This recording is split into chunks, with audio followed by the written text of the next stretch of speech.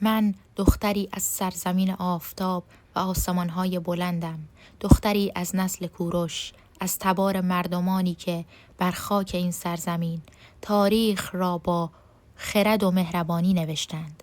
در رگهایم صدای درفش کاویانی می‌تپد و در روح من شکوه تخت جمشید چون آتشی خاموش نشدنی زنده است.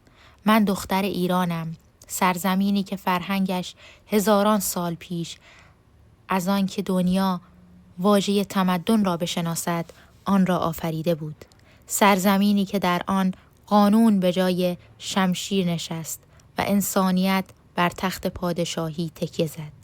از ایلام و ماد تا هخامنشی و ساسانی، از خاک شوش تا آسمان اصفهان، از بادگیرهای یزد تا فرشهای دستباف خراسان، این خاک روایتگر هزاران سال هنر، خرد و اصالت است.